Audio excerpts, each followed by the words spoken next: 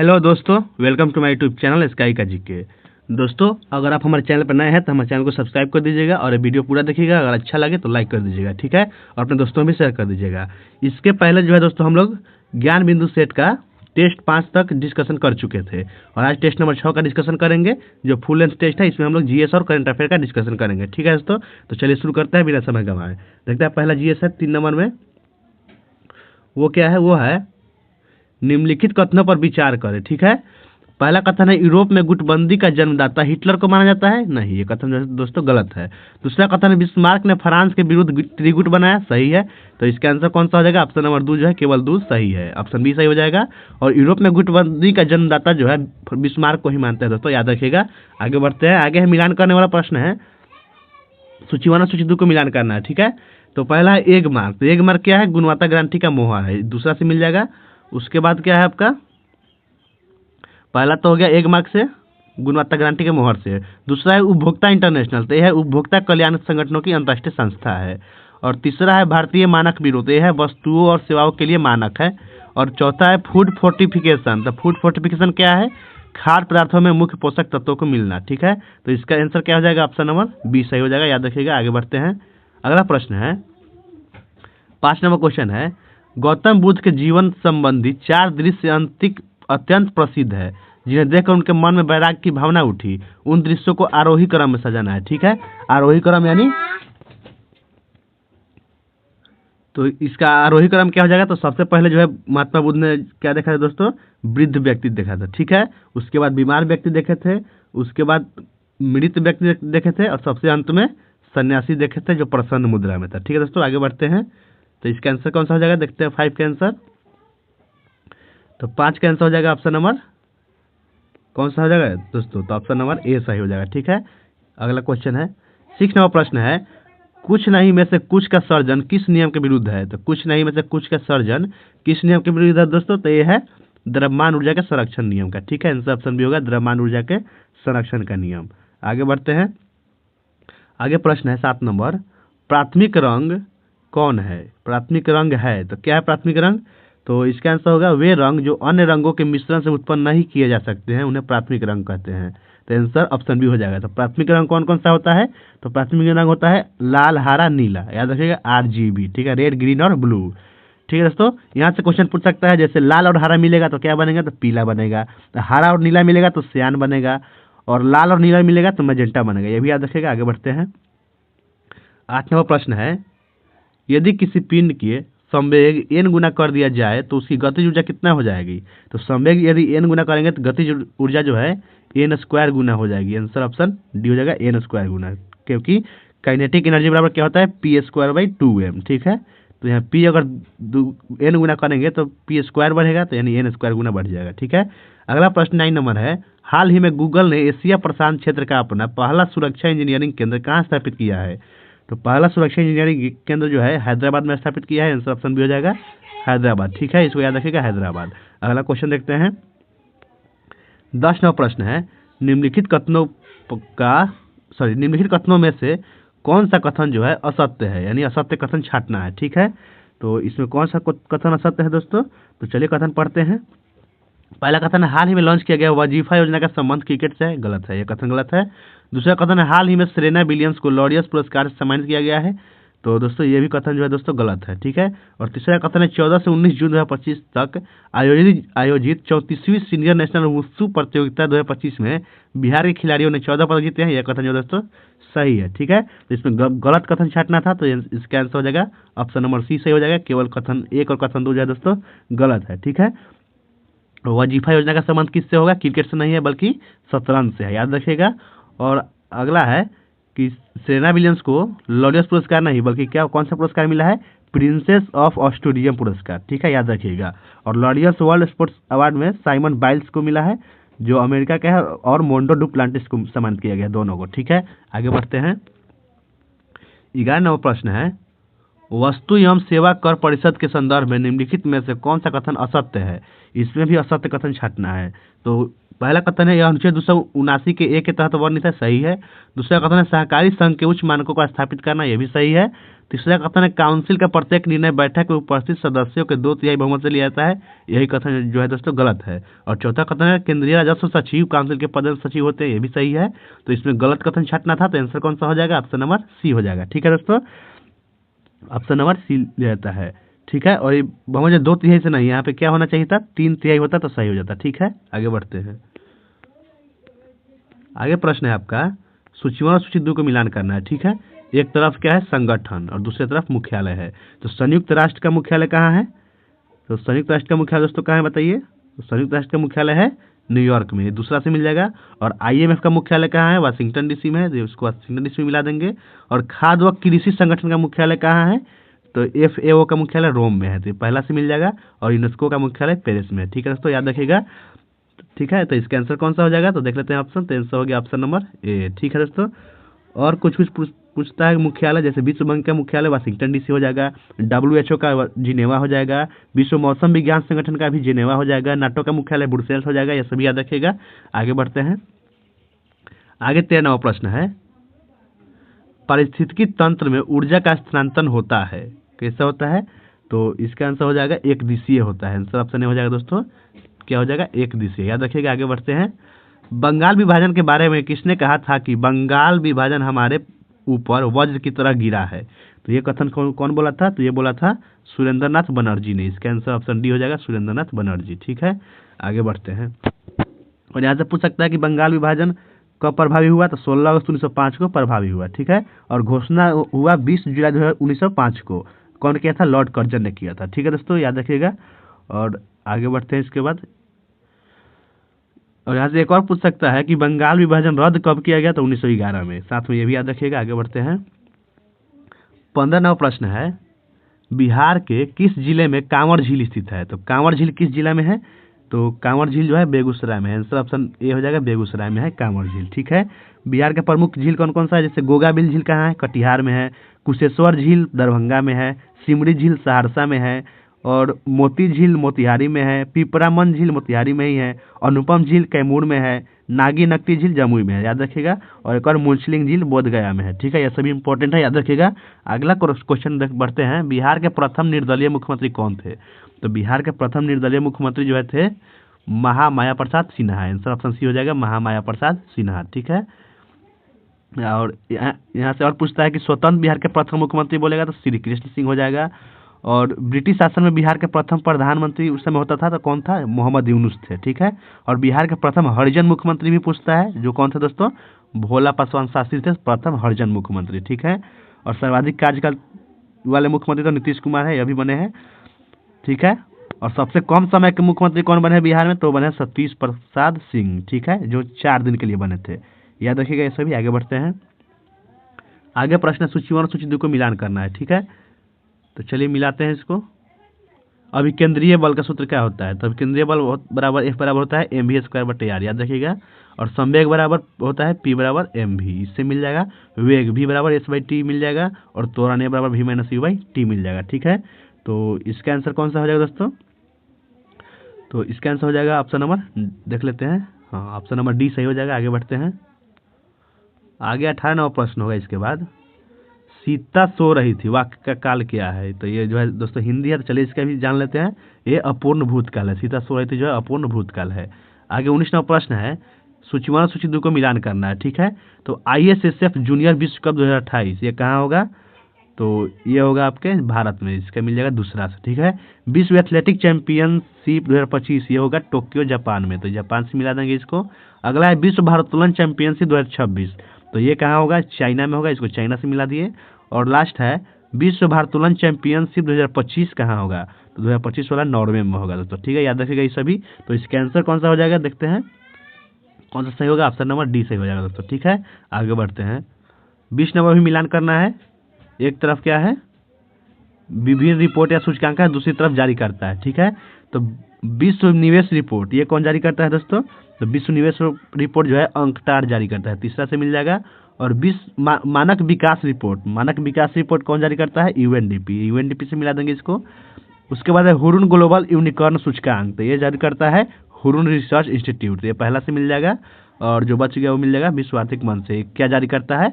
Global gender gap सूचकांक विश्व आर्थिक मंच जारी करता है। ठीक है, तो इसका आंसर कौन सा हो जाएगा? इसका तो ऑप्शन नंबर ए ही सही हो जाएगा दोस्तों। आगे बढ़ते हैं।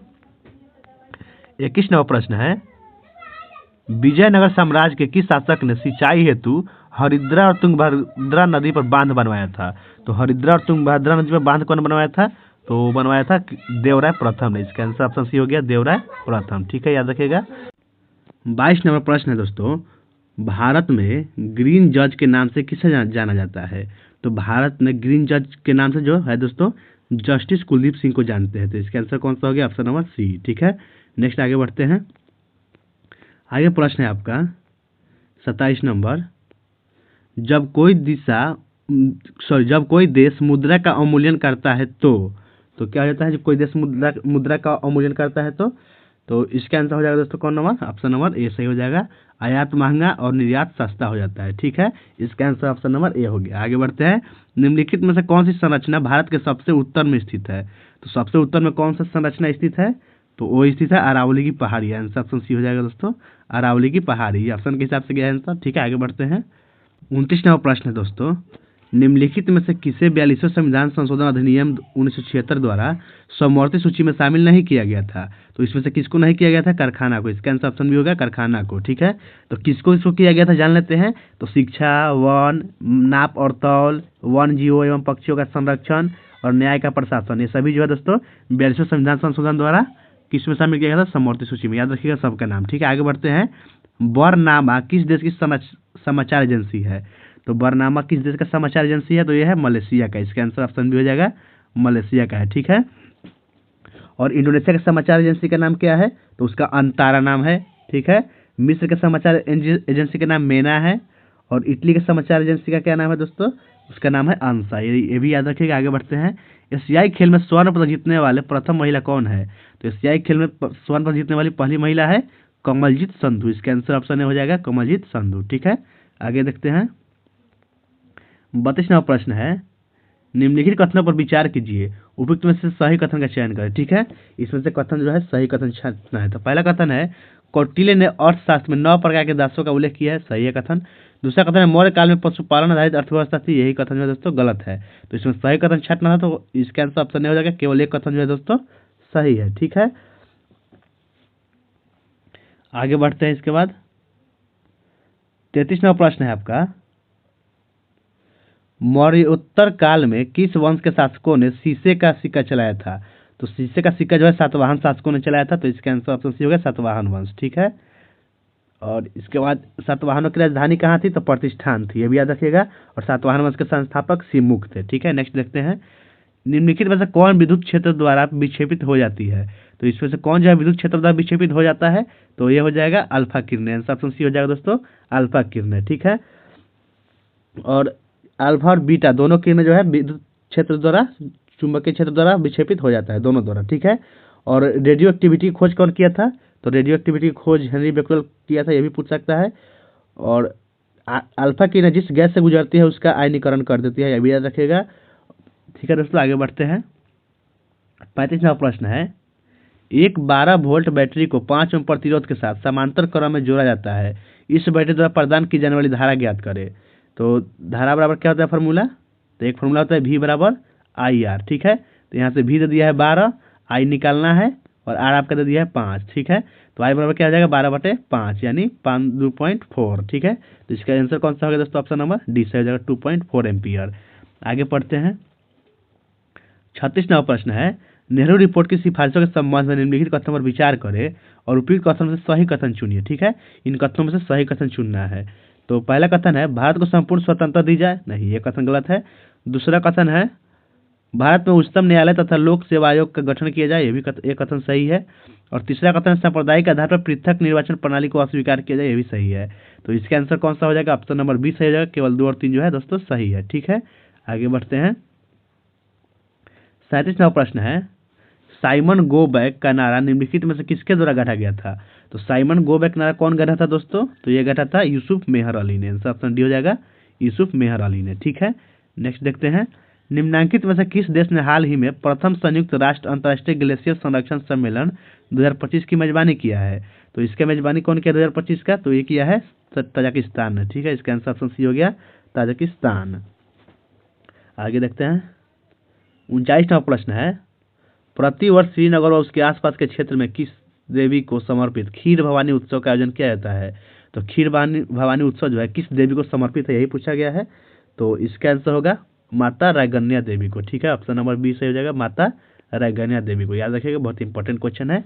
नेक्स्ट है 40 नंबर, सूची 1 और सूची 2 को मिलान करना है। ठीक है, एक तरफ क्या है उपकरण और एक तरफ क्या है। ठीक है, उपकरण और क्या है संबंधित मिलाना है। चलिए, तो चिनुक क्या है? तो चिनुक जो है एक हेलीकॉप्टर है। ठीक है, चौथा से मिल जाएगा। S-400 क्या है? ये एयर डिफेंस सिस्टम है, इसको पहला से मिला देंगे। INS वेला क्या है? ये है स्कॉर्पियन श्रेणी की पनडुब्बी है, इसको दूसरा से मिल गया। और हेलिना क्या है दोस्तों? टैंक रोधी मिसाइल है। ये सभी याद रखिएगा, हेलिना जो है टैंक रोधी मिसाइल है। तो इसका आंसर कौन सा हो जाएगा? ऑप्शन नंबर सी सही हो जाएगा। ठीक है, और यहाँ से ये भी पूछ सकता है किस देश में विकसित किया गया है? तो चिनुक जो है बोइंग कंपनी विकसित किया है, अमेरिका का है। और S-400 जो है रूस द्वारा विकसित किया गया है। INS बेला फ्रांस द्वारा विकसित है। और हेलिना जो है भारत द्वारा विकसित है। ठीक है, आगे बढ़ते हैं। आगे प्रश्न है आपका 41 नंबर, गोधूम का तद्भव शब्द हिंदी है, तो इसका आंसर गेहूं हो जाएगा। गोधूम का तद्भव होता है गेहूं। ठीक है, आगे बढ़ते हैं, भारत के किन केंद्र शासित प्रदेशों में अपनी निर्वाचित विधानसभा है? तो अपनी निर्वाचित विधानसभा जो है दिल्ली और पुदुचेरी में ही है। इसका आंसर ऑप्शन डी हो जाएगा, दिल्ली और पुदुचेरी में। ठीक है, नेक्स्ट है, गोदावरी नदी का उद्गम किस जिले से होता है? तो गोदावरी नदी का उद्गम जो है दोस्तों किस जिले से होता है? तो ये होता है आपके नासिक जिले से। आंसर ऑप्शन हो जाएगा नासिक जिला। ठीक है, याद रखिएगा। आगे बढ़ते हैं, अगला 44वां प्रश्न है, सूची 1 और सूची 2 को मिलान करना है। एक तरफ क्या है? एक तरफ है आपका मुगल कालीन साहित्य और दूसरी तरफ रचनाकार है। ठीक है, तो पाँच शाहनामा के रचनाकार कौन है? तो पाँच शाहनामा के रचनाकार है काजवीनी, ये तीसरा से मिल जाएगा। और तबकात अकबरी, तो इसके रचनाकार कौन है दोस्तों? तो तबकात अकबरी के है निजामुद्दीन अहमद। और अकबरनामा के रचनाकार कौन है? तो अकबरनामा के अबुल फजल है।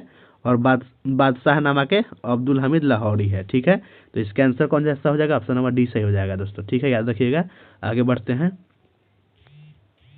45 नंबर प्रश्न है, बिडाल परीक्षण का संबंध किस रोग से है? तो बिडाल टेस्ट का संबंध जो है किस रोग से है दोस्तों? तो ये हो जाएगा टाइफाइड से। ठीक है, इसका आंसर ऑप्शन डी हो जाएगा दोस्तों, टाइफाइड से संबंधित है बिडाल टेस्ट। और टाइफाइड जो है साल्मोनेली टाइफी नामक जीवाणु से होने वाला रोग है, ये भी याद रखिएगा। टाइफाइड को आंत ज्वर भी बोलते हैं। ठीक है, नेक्स्ट क्वेश्चन है, निम्नलिखित में से कौन मीन वर्ग से संबंधित है? यानी मीन वर्ग से कौन संबंधित है इस चारों में से? तो इसमें से जो है शार्क जो है दोस्तों मीन वर्ग से संबंधित है। ठीक है, शार्क। और ठीक है, व्हेल जो है सबसे बड़ा स्तनधारी है, ये भी याद रखिएगा। इसका आंसर जो ऑप्शन सी हो गया। ठीक है दोस्तों, याद रखिएगा, शार्क जो है मीन वर्ग से संबंधित है। आगे बढ़ते हैं, 27वां प्रश्न, निम्नलिखित कथनों पर विचार कीजिए और उपयुक्त कथनों में से कौन सा कथन सही है? सही कथन छांटना है। ठीक है, तो इसका पहला कथन है, पंचायत उन्नति सूचकांक 2.0 पोर्टल का शुभारंभ बिहार सरकार ने किया है, गलत है।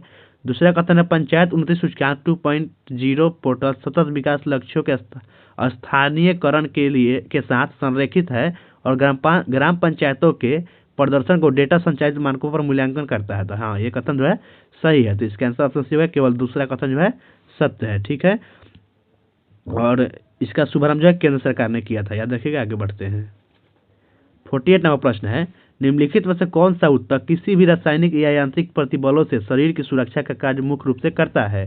तो शरीर की सुरक्षा कार्य कौन सा उत्तक करता है? तो वो करता है आपका संयुक्त उपकला उत्तक। आंसर ऑप्शन बी हो जाएगा, संयुक्त उपकला उत्तक। ठीक है दोस्तों, आगे बढ़ते हैं। इसके बाद 49 नंबर प्रश्न है, हाँ 49 नंबर प्रश्न है, निम्नलिखित में से असत्य कथन का पहचान करना है। ठीक है, गलत कथन छांटना है। तो इसका पहला कथन है, पूंजीवादी अर्थव्यवस्था में वस्तुएं एवं सेवाओं के उत्पादन एवं वितरण में सरकार की भूमिका अधिकतम होती है। यही कथन जो है दोस्तों गलत है। इसका आंसर ऑप्शन हो जाएगा, यही कथन जो है गलत है। ठीक है, बाकी तीनों कथन सही है। मिश्रित अर्थव्यवस्था में सार्वजनिक एवं निजी क्षेत्र का सह अस्तित्व होता है, सही है। समाजवादी अर्थव्यवस्था में उत्पादन के साधन पर नियंत्रण सरकार का होता है, ये भी सही है। और भारत मिश्रित अर्थव्यवस्था का उदाहरण सही है। ठीक है, तो इसका आंसर कौन सा हो गया? ऑप्शन नंबर ए हो गया, जो गलत है। पूंजी अर्थव्यवस्था में जो होता है दोस्तों निजी क्षेत्र का होता है, उसमें ज़्यादातर भूमिका। ठीक है, आगे बढ़ते हैं। आगे प्रश्न है आपका, किस शासक ने सिकंदर सानी का उपाधि धारण किया था? तो सिकंदर सानी का उपाधि कौन धारण किया था? अलाउद्दीन खिलजी ने। इसका आंसर हो जाएगा अलाउद्दीन खिलजी ने। ठीक है, ऑप्शन सी सही हो गया दोस्तों। और आगे बढ़ते हैं, इसके बाद अगला देखते हैं, निम्नलिखित में से कौन सा युग्म सही सुमिलित नहीं है, यानी कौन जो है गलत सुमिलित है। ठीक है, तो इसका आंसर कौन सा हो जाएगा? तो इसका आंसर होगा ऑप्शन नंबर ए जो है सही सुमिलित नहीं है। ठीक है, अनुच्छेद 300 में संपत्ति का अधिकार नहीं है। अनुच्छेद 300 में क्या है?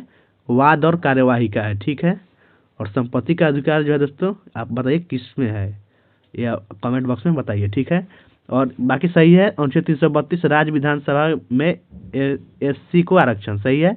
अनुच्छेद 312 है अखिल भारतीय सेवा, ये भी सही है। और अनुच्छेद 281 विषय की अनुशंसा, ये भी सही है। दोस्तों हम लोग पूरा इंपॉर्टेंट अनुच्छेद पर एक वीडियो बना चुके हैं, जो आप देख सकते हैं हमारे यूट्यूब चैनल पर जाके, या फिर हम डिस्क्रिप्शन में लिंक दे देंगे। ठीक है, आगे बढ़ते हैं। 54 नवा प्रश्न है, निम्नलिखित में से कौन सा बादल अत्यधिक तीव्र वर्षा के लिए उत्तरदायी होता है? तो अत्यधिक तीव्र वर्षा के लिए कौन सा बादल उत्तरदायी होता है? तो वह वर्षा स्तरीय बादल। आंसर ऑप्शन सी हो जाएगा, वर्षा स्तरीय बादल। नेक्स्ट क्वेश्चन देखते हैं। नेक्स्ट प्रश्न है, वर्ष 2024-25 में बिहार में आयोजित हुए प्रमुख महोत्सव या मेला एवं उनसे संबंधित आयोजन स्थल को निम्नलिखित सूचियों की सहायता से सम्मिलित करना है। ठीक है, एक तरफ महोत्सव या मेला है, दूसरी तरफ आयोजक स्थल है। ठीक है, तो लचर महोत्सव, लचर महोत्सव का स्थल कहाँ होगा?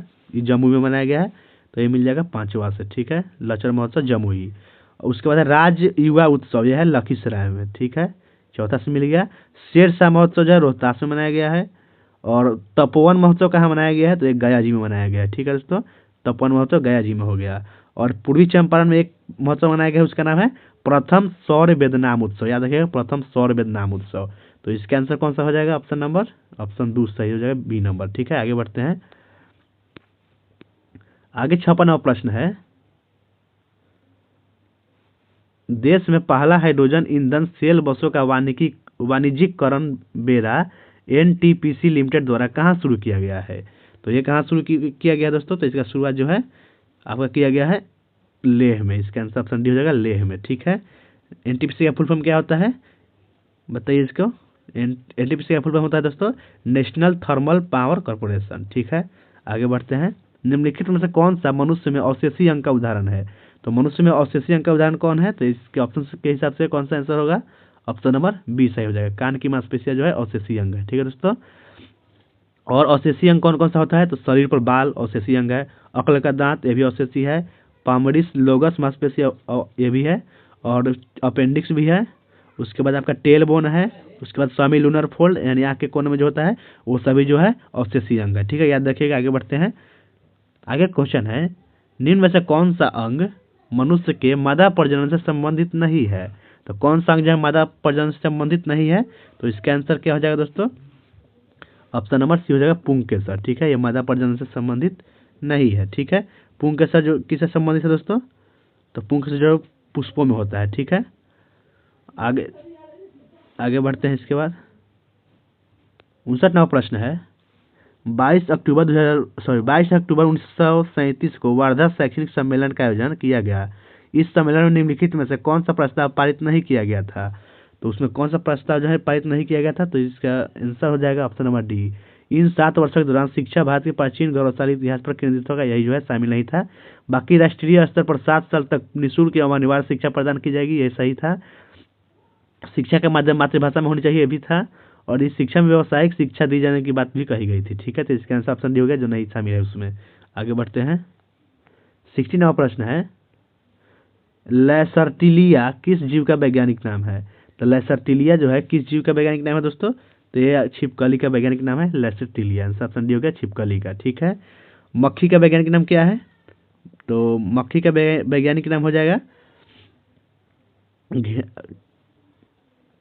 तो घरेलू मक्खी का वैज्ञानिक नाम मस्का डोमेस्टिका हो जाएगा। ठीक है, और है इसमें भालू का वैज्ञानिक नाम। तो भालू का वैज्ञानिक नाम क्या होगा दोस्तों?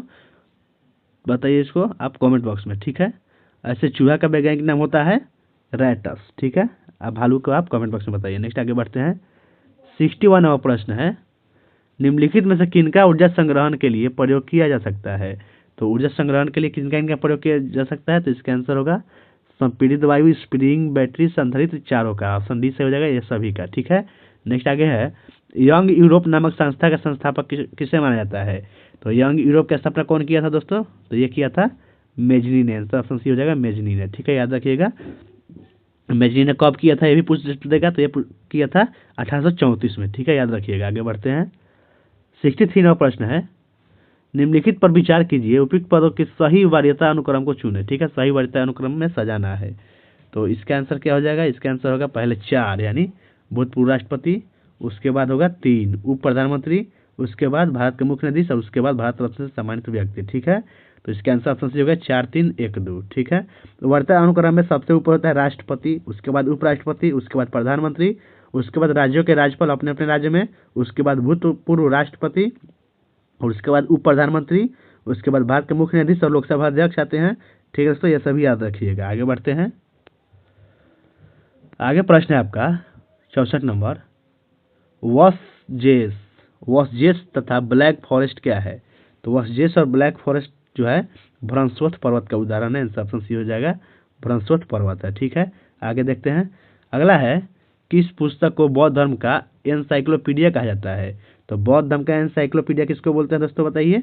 तो वो बोलते हैं बुद्ध चरित्र को। आंसर ऑप्शन ए हो जाएगा बुद्ध चरित्र को बोला जाता है बौद्ध धर्म का एनसाइक्लोपीडिया। ठीक है, तो बुद्ध चरित्र के लेखक कौन है? तो इसके लेखक अश्वघोष है, याद रखिएगा। और अश्वघोष के अन्य पुस्तक में जैसे शरीपुत्र प्रकरण, सौंदरानंद और सूत्रालंकार, ये सभी जो है अश्वघोष का पुस्तक का नाम है। ठीक है, नेक्स्ट आगे बढ़ते हैं। 66 नंबर प्रश्न है, निम्नलिखित कथनों पर विचार करें, उपयुक्त कथनों में कौन सा सही है? सही कथन जो है छांटना है। ठीक है, तो पहला कथन है, संयुक्त राष्ट्र महासभा ने 4 दिसंबर को एक पक्षीय दबाव उपायों के विरुद्ध अंतर्राष्ट्रीय दिवस के रूप में घोषित किया है। तो सही है। दूसरा कथन है, चीन ने हांगकांग में अंतर्राष्ट्रीय मध्यस्थता संगठन की स्थापना की, जिसे 30 देशों से अधिक का समर्थन मिला। ये भी सही है। अगला है, संयुक्त राष्ट्र महासभा ने वर्ष 2026-27 के कार्यकाल के लिए बहरीन, कोलंबिया, कांगो लोकतांत्रिक गणराज्य, लाइबेरिया और लताविया को यूएनएससी के 5 नए गैर अस्थायी सदस्य के रूप में चुना। ये भी सही है। तो इसका आंसर कौन होगा? ऑप्शन नंबर डी सही होगा। उपयुक्त में से सभी कथन जो है सत्य है। ठीक है, आगे बढ़ते हैं। 67 नंबर प्रश्न है, जून 2025 में भारत ने किस देश के साथ कृषि पर संयुक्त कार्य समूह की पहली बैठक आयोजित किया है? तो किस देश के साथ आयोजित किया है? तो किया है यूक्रेन के साथ। आंसर ऑप्शन ए हो जाएगा यूक्रेन के साथ। अगला है, यह स्वदेशी मूर्तिकला शैली है, भगवान बुद्ध की प्रथम मूर्ति इसी शैली में निर्मित हुई। इस शैली में लाल बलुआ पत्थर का प्रयोग हुआ है। यह विशेषता निम्नलिखित में से किस मूर्तिकला शैली का है? ठीक है, यह सभी विशेषता किस मूर्तिकला शैली का है? तो इसका आंसर होगा मथुरा शैली का। ऑप्शन बी सही हो जाएगा, मथुरा शैली का है। ठीक है, आगे बढ़ते हैं। 69 नंबर प्रश्न है, सोना से बने आभूषण बनाने में क्या मिलाया जाता है? तो सोना से आभूषण बनाने में उसमें क्या मिलाया जाता है दोस्तों? तो उसमें मिलाया जाता है तांबा और सोना। इसका आंसर ऑप्शन डी हो जाएगा, तांबा और सोना मिला होता है। ठीक है, 22 कैरेट सोना में 22 भाग सोना होता है और 2 भाग कॉपर होता है। ठीक है, उसका हॉलमार्क नंबर 916 होता है। ठीक है, आगे बढ़ते हैं। किसी नाभिक में 13 न्यूट्रॉन है तथा इसकी द्रव्यमान संख्या 24 है, तो परमाणु क्रमांक क्या होगा? तो परमाणु क्रमांक जो है प्रोटॉन की संख्या कहते हैं। तो परमाणु द्रव्यमान 24 है, तो इसमें से न्यूट्रॉन घटा लेंगे तो प्रोटॉन की संख्या हो जाएगा। तो 24 में से 13 घटाएंगे तो कितना बचेगा दोस्तों? तो 11 बच गया। तो इसका परमाणु क्रमांक कितना हो जाएगा? 11 हो जाएगा। ऑप्शन नंबर सी सही हो जाएगा। ठीक है, अगला है, राजभाषा अधिनियम कब पारित हुआ? तो राजभाषा अधिनियम जो है वर्ष 1963 में पारित हुआ था। आंसर ऑप्शन सी हो जाएगा, वर्ष 1963 में। ठीक है, और संविधान के भाग कितना में है राजभाषा संबंधित है? तो भाग जो है आपका 17 राजभाषा संबंधित है, जो 343 से लेकर 351 तक है। ये भी याद रखिएगा।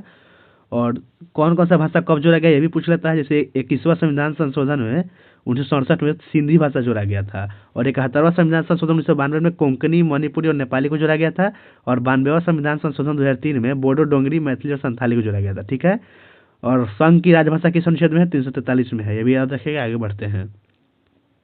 आगे प्रश्न है 72 नंबर, रीजनिंग है तो छोड़िए, इसको आगे बढ़ते हैं। 73 नंबर प्रश्न है, मुद्रा का कार्य क्या है? मुद्रा का कार्य क्या है दोस्तों? तो मुद्रा का कार्य है मूल्य का मापक, स्थगित भुगतानों की माप, मूल्य का संचय, सभी। ठीक है, इसका आंसर ऑप्शन सी हो जाएगा। ये तीनों काम जो है मुद्रा का काम है। अगला क्वेश्चन देखते हैं। 74 नंबर प्रश्न है, निम्नलिखित सूचियों को मिलान कीजिए। ठीक है, मिलान करना है। एक तरफ क्या है?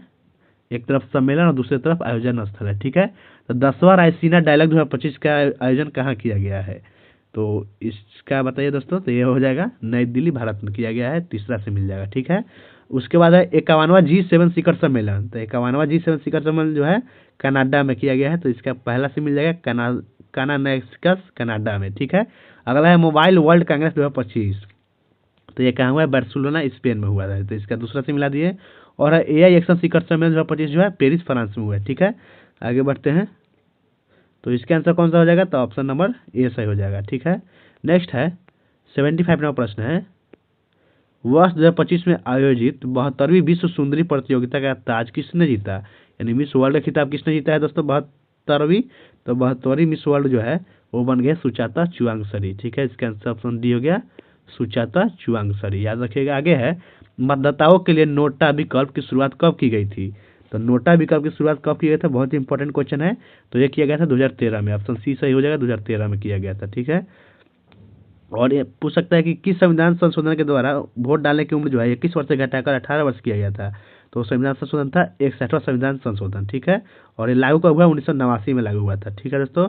और ईवीएम जो है सबसे पहले गोवा विधानसभा के चुनाव में पहली बार पूरा राज्य में ईवीएम का प्रयोग हुआ था, जो 1999 में हुआ था, ये भी याद रखिएगा। आगे बढ़ते हैं, 77वां प्रश्न है, हाइड्रोजन के संदर्भ में निम्नलिखित कथनों पर विचार कीजिए, उपयुक्त कथनों में से कौन सा सत्य कथन है, ठीक है, सही कथन छांटना है। तो पहला कथन है, हाइड्रोजन के कुछ गुण क्षार धातुओं के और कुछ गुण हैलोजन समूह के समान होते हैं, हाँ सही कथन है पहला। दूसरा कथन, इसके 2 समस्थानिक नहीं, इसके 3 समस्थानिक होते हैं, तो ये कथन गलत है। तीसरा है, इसके समस्थानिकों में केवल ट्राइटियम रेडियो सक्रिय, सही है। तो इसका आंसर क्या हो गया, ऑप्शन डी, केवल 1 और 3 सही है दोस्तों, ठीक है।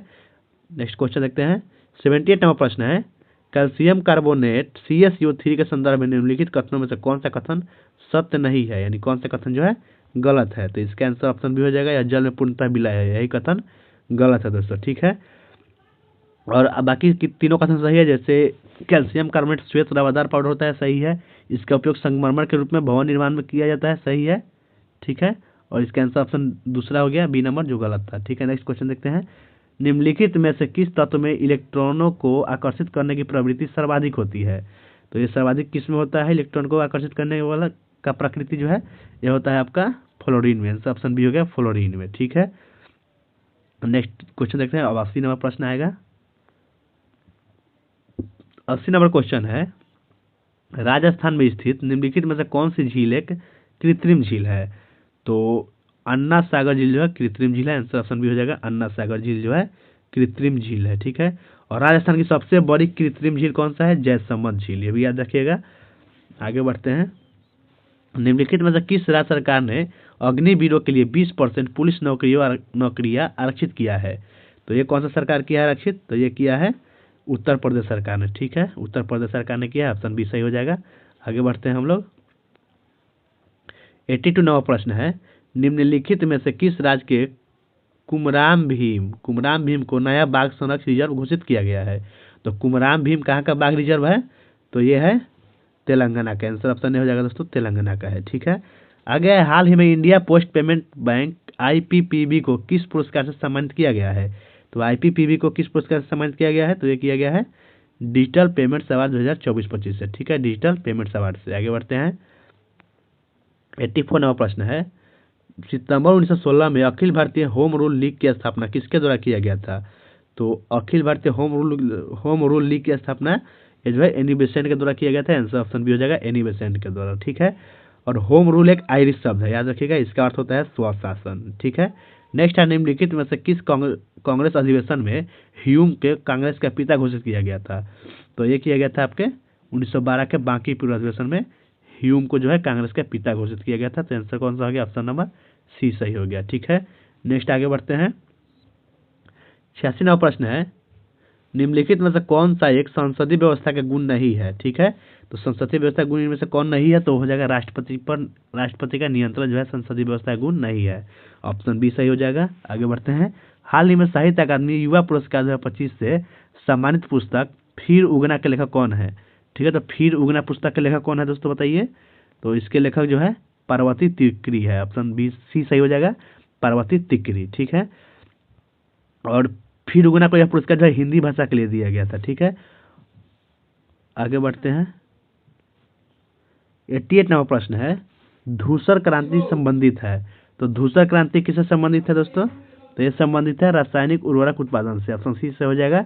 धूसर क्रांति जो है रासायनिक उर्वरक उत्पादक से संबंधित है, ठीक है। महत्वपूर्ण क्रांति भी पूछता है, जैसे नीली क्रांति किससे संबंधित है, मत्स्य पालन से। हरित क्रांति खाद्यान्न उत्पादन से संबंधित है, ठीक है। और श्वेत क्रांति दूध उत्पादन से है। लाल क्रांति मांस टमाटर उत्पादन से है। मीठी क्रांति शहद उत्पादन से है। रजत क्रांति अंडा उत्पादन से है। और भूरी क्रांति कोको उत्पादन से है। गुलाबी क्रांति झींगा उत्पादन से है। ये सब याद रखिएगा, ठीक है दोस्तों। एक और होता है सुनहरी क्रांति, है बागवानी शहद या फल कोई भी बोले उससे है सुनहरी क्रांति। आगे बढ़ते हैं। आगे प्रश्न है ऑक्जेलिक अम्ल का प्राकृतिक स्रोत निम्न में से कौन सा है। तो ऑक्जेलिक अम्ल का प्राकृतिक स्रोत कौन सा है दोस्तों, तो है टमाटर में होता है ऑक्जेलिक अम्ल। ऑप्शन बी सही हो जाएगा, टमाटर में ऑक्जेलिक अम्ल होता है।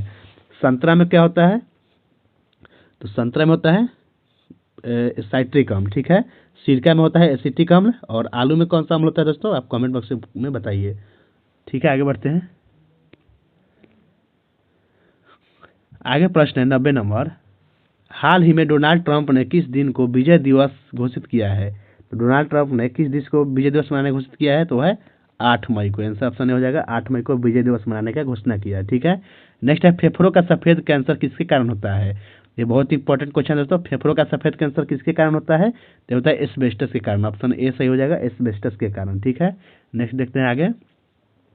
92 नवा प्रश्न है कोशिकीय पूर्ण सत्ता की अवधारणा प्रस्तुत करने वाले वैज्ञानिक कौन है। तो इसके वैज्ञानिक है हैबरलैंड। आंसर ऑप्शन सी हो जाएगा, हैबरलैंड है, ठीक है। नेक्स्ट सूची 1 सूची 2 को मिलान करना है, चलिए मिलाते हैं। मदर इंडिया के लेखक कौन है दोस्तों, तो मदर इंडिया के लेखक है कैथरीन मेयो, ये चौथा से मिल जाएगा। नील दर्पण के लेखक कौन है, दीनबंधु मित्र है।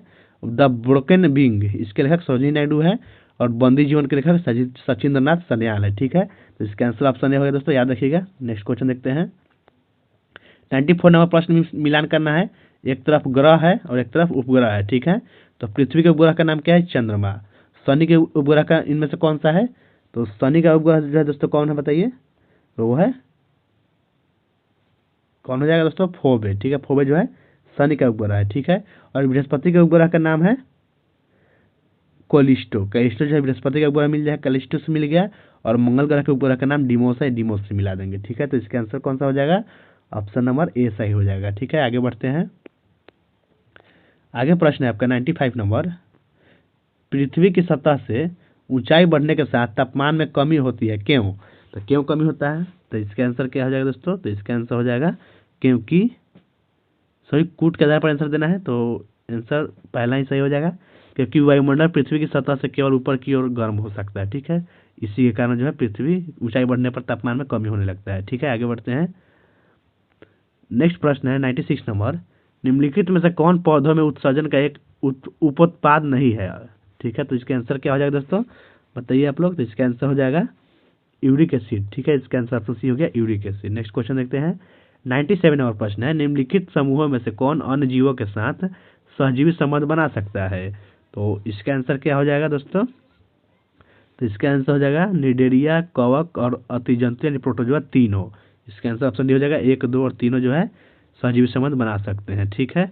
आगे बढ़ते हैं। 98 नंबर प्रश्न देखते हैं। 98 नंबर प्रश्न है अस्थि एवं उपास्थि क्या है। तो अस्थि और उपास्थि जो है एक संयोजी उत्तक है, तो हो जाएगा ऑप्शन नंबर ए सही हो जाएगा, संयोजी उत्तक है, ठीक है। आगे बढ़ते हैं। 99 नंबर प्रश्न है निम्नलिखित में से किस अनुच्छेद के तहत राज्य सूची के किसी विषय पर आपातकाल की स्थिति में संसद को कानून बनाने की शक्ति प्रदान होती है।